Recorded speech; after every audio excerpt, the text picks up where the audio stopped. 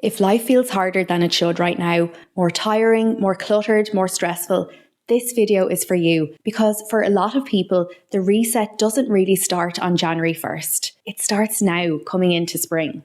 This is the time of year when we naturally want to make changes, get organised, feel lighter, and move towards the life we actually want. Not in a dramatic way, but in a sustainable way. So in this video, I'm going to show you 10 areas of your home that have a huge impact on how easy or hard life feels, and a simple framework to help you decide what to change, what to ignore, and where to prioritise, regardless of budget. Not because you're planning a renovation, but because you want your home to support you, your goals, and your family better. Most people jump straight to ideas. New furniture, new layouts, new inspiration boards. But the most important steps actually come before that. I call it assess and define. It's about asking, how do I want my life to feel? What do I want to do more of? And where is my home making that harder than it needs to be? Because most of the time, life doesn't feel hard because you're doing something wrong. It feels hard because there's too much friction in your environment. So let's look at the 10 most common places I see that friction showing up. A big one I see all the time is people saying they want to have friends or family over more, but it never really happens. And when you look at the space, the reason is usually very practical. The table might be too small, hard to get into, badly positioned, or just uncomfortable to sit around. If space is tight, there are so many simple solutions. You could hang an extension table on the wall, keep spare stools or poofs that can be pulled over, or define the dining area with a rug to make it feel like a proper zone. Something I realised in my own home was that we were always sitting at the island, and I always ended up standing. Looking back, sitting down together in the evenings was a really important part of my childhood, and I wanted that for my kids. So I changed the chairs, added more texture to warm up the area, softened the lighting, and suddenly the table became the place we naturally gathered. That small change completely shifted our evenings. If this resonates, ask yourself honestly, why doesn't this space work right now? Another huge one is the wardrobe. So many people feel like they have nothing to wear, but the real issue is usually that the space is working against them. It's overcrowded, visually noisy, and stressful. Every season, I take everything out of our wardrobes. Mine, the kids, and my husband's.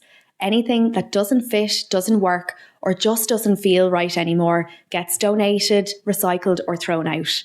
It's not about being ruthless, it's about creating ease. I also love small habits like using a rail or a hook to prep outfits for the next day. It removes decision making in the morning and instantly makes life feel calmer. And living in Ireland, where we have a lot of knitwear, I actually shave my jumpers as part of this reset.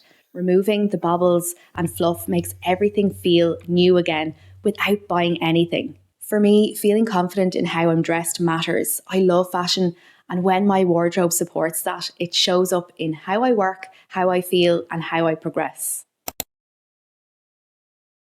The kitchen is such a powerful space when it comes to habits. If you want to eat better, but your kitchen is cluttered or chaotic, you're fighting an uphill battle. There are so many fantastic containers and organisers available now, even simple ones from Amazon, that can completely change how a kitchen functions. Prepping food in advance helps enormously, but even more important is visibility. Anything you need to use every day should be in sight, but corralled.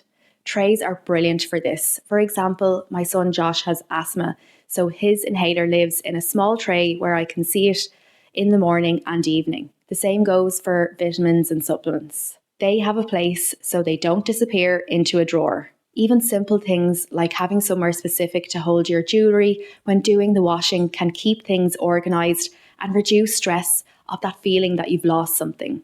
When the environment supports a habit, you don't have to rely on memory or motivation. Working from home is another area where design makes or breaks daily life.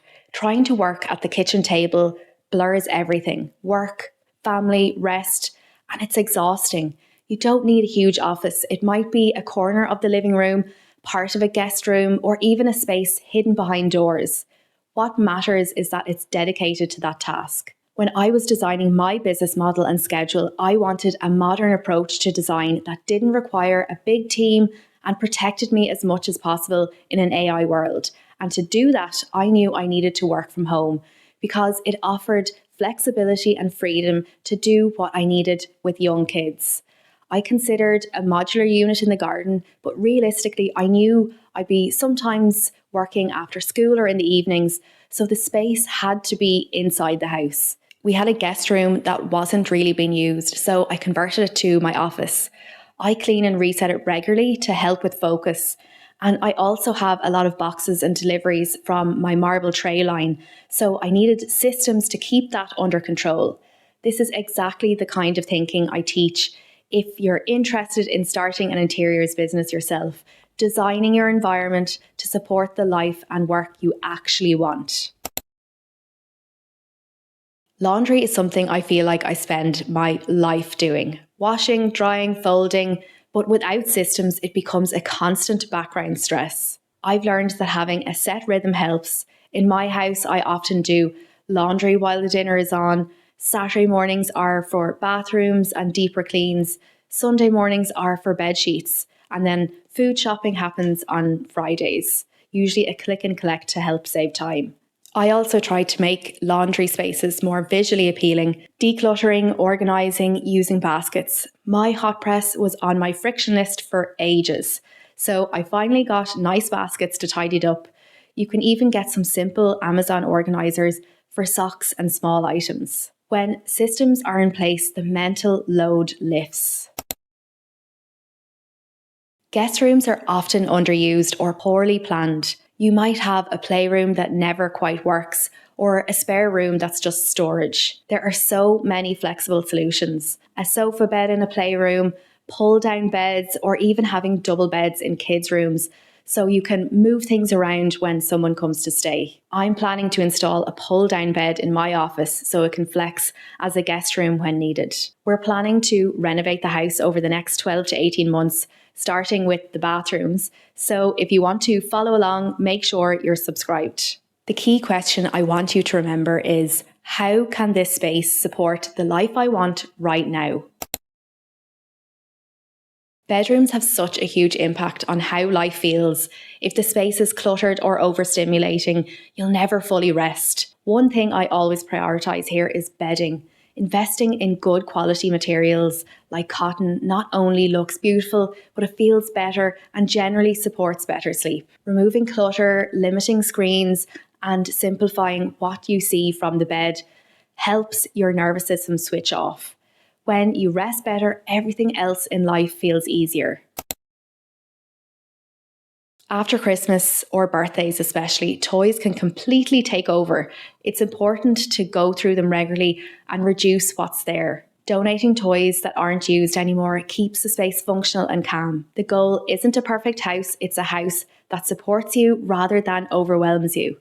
Visual calm has a huge impact on stress levels, particularly for working parents.